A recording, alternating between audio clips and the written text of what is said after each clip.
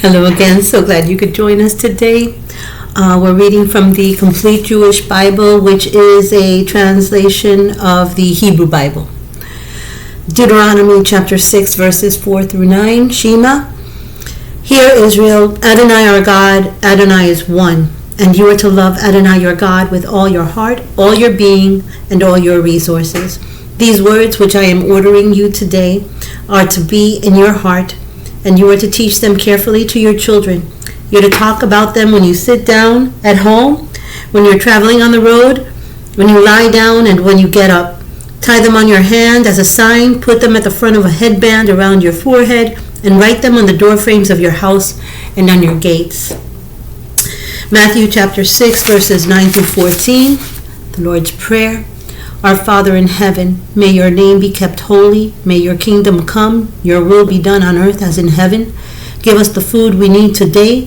Forgive us what we have done wrong, as we too have forgiven those who have wronged us.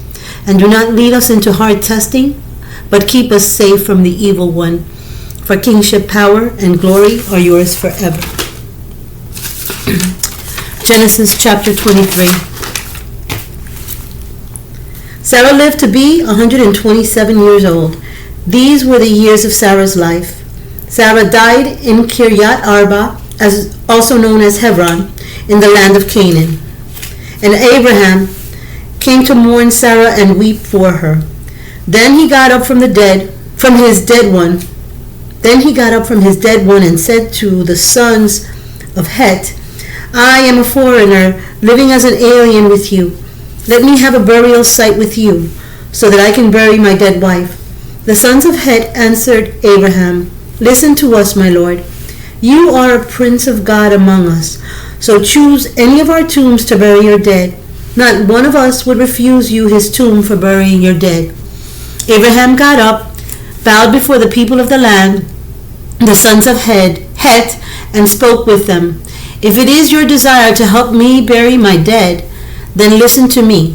Ask Ephron, the son of Sochar, to give me the cave of Machpelah, which he owns, the one at the end of his field. He should sell it to me in your presence at its full value. Then I will have a burial site of my own. Ephron the Hittite was sitting among the sons of Het, and he gave Abraham his answer in the presence of the sons of Het, who belonged to the ruling council of the city. No, my lord, listen to me. I am giving you the field with its cave. I am giving it to you. In the presence of my people I give it to you. Abraham bowed before the people of the land and spoke to Ephron in their hearing. Please be good enough to listen to me. I will pay the price of the field. Accept it from me, and I will bury my dead there. But Ephron answered Abraham, My lord, listen to me. A plot of land worth 400 silver shekels. What is that between me and you? Just bury your dead. Abraham got the point of what Ephron had said, so he weighed out for Ephron the amount of money he had specified in the presence of the sons of Het, 400 silver shekels of the weight accepted among merchants, which is 10 pounds. Thus the field of Ephron in Machpelah, which is by Mamre, the field, its cave, and all the trees in and around it were deeded to Abraham as his possession in the presence of the sons of Het, who belonged to the ruling council of the city. Then Abraham buried Sarah his wife in the cave of the field of Machpelah by Mamre, also known as Hebron, in the land of Canaan. The field and its cave had been purchased by Abraham from the sons of Het as a burial site which would belong to him. Joshua chapter 23. A long time afterwards, when Adonai had given Israel rest from all their surrounding enemies, and Joshua was old, with age taking its toll, Joshua summoned all Israel, their leaders, heads, judges, and officials, and said to them, I am old, age is taking its toll. You have seen everything that Adonai your God has done to all these nations because of you. For it is Adonai your God who has fought on your behalf. Here I have allotted to you land for inheritance according to your tribes. between the Jordan and the Great Sea to the west. It includes the land of the nations I have destroyed and the nations which remain. Adonai your God will thrust them out ahead of you and drive them out of your sight, so that you will possess their land as Adonai your God told you. Therefore be very firm about keeping and doing everything written in the book of the Torah of Moshe, and not turning aside from it either to the right nor to the left. Then you won't become like those nations remaining among you. Do not even mention the name of their gods, let alone have people swear by them. Serve them or worship them, but cling to Adonai your God, as you have done to this day.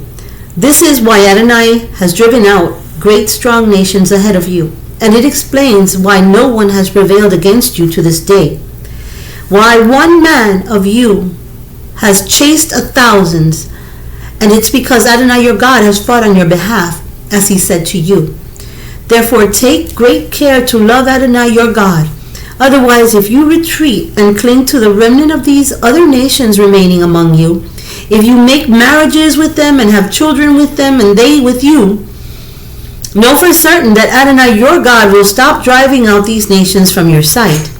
Instead, they will become a snare and a trap for you, whipping your sides and pricking your eyes until you perish from this good land which Adonai your God has given you. Today I'm going the way of all the earth. Therefore consider in all your heart and being that not one of all the good things Adonai your God said concerning you has failed to happen. It has all come to pass. Nothing of it has failed.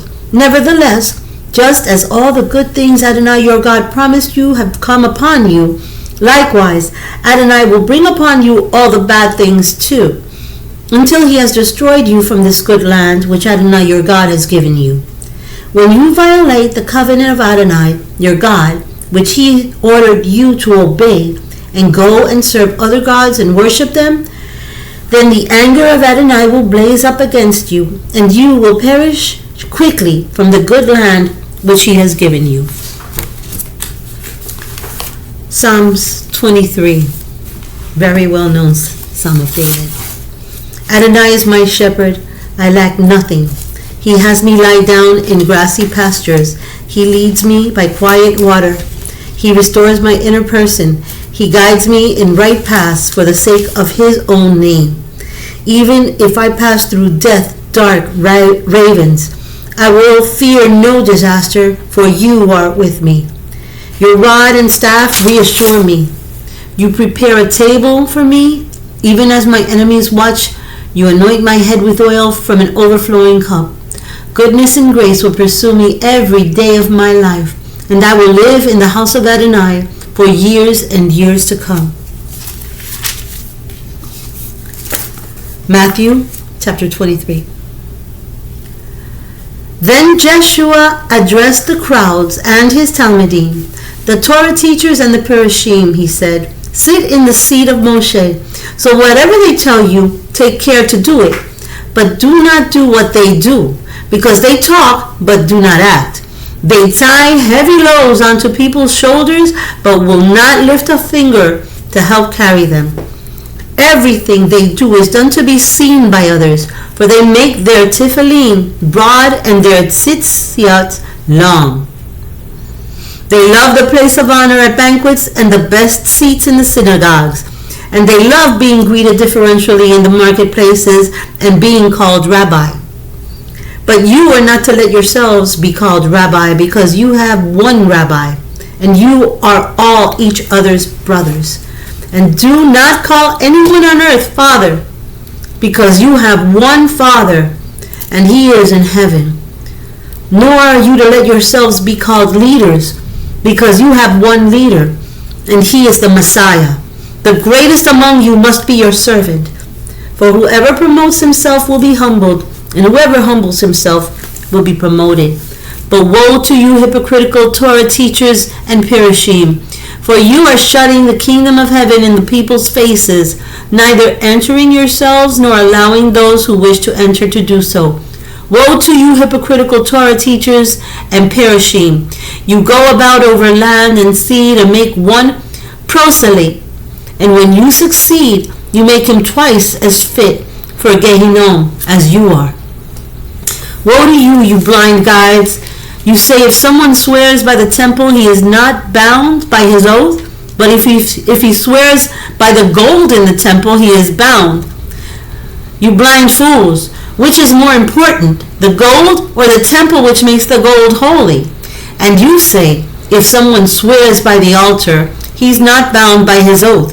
But if he swears by the offering on the altar, he is bound. Blind men, which is more important, the sacrifice or the altar which makes the sacrifice holy? So someone who swears by the altar swears by it and everything on it. And someone who swears by the temple swears by it and the one who lives in it. And someone who swears by heaven swears by God's throne and the one who sits on it. Woe to you, hypocritical Torah teachers and Perishim! You pay your tithes of mint, dill, and cumin, but you have neglected the weightier matters of the Torah: justice, mercy, trust. These are the things you should have attended to, without neglecting the others. Blind guides straining out a gnat, meanwhile swallowing a camel. Woe to you, hypocritical Torah teachers and Perishim! You clean the outside of the cup and the dish, but inside they are full of robbery and self-indulgence. Blind Perush! First clean the inside of the cup so that the outside may be clean too. Woe to you, hypocritical Torah teachers and Perishim! You are like whitewashed tombs, which look fine on the outside, but inside are full of dead people's bones and all kinds of rottenness. Likewise, you appear to people from the outside to be good and honest, but inwardly you are full of hypocrisy and far from the Torah. Woe to you, hypocritical Torah teachers and Perishim! You build tombs for the prophets and decorate the graves of the Tzaddikim. And you say, had we lived when our fathers did, we would never have taken part in killing the prophets. In this you testify against yourselves that you are worthy descendants of those who murdered the prophets. Go ahead then, finish what your fathers started. You snakes, sons of snakes, how can you escape being condemned by Gehinnom? Therefore I am sending you prophets and sages and Torah teachers. Some of them you will kill. Indeed, you will have them executed on stakes as criminals. Some you will flog in your synagogues and pursue from town to town.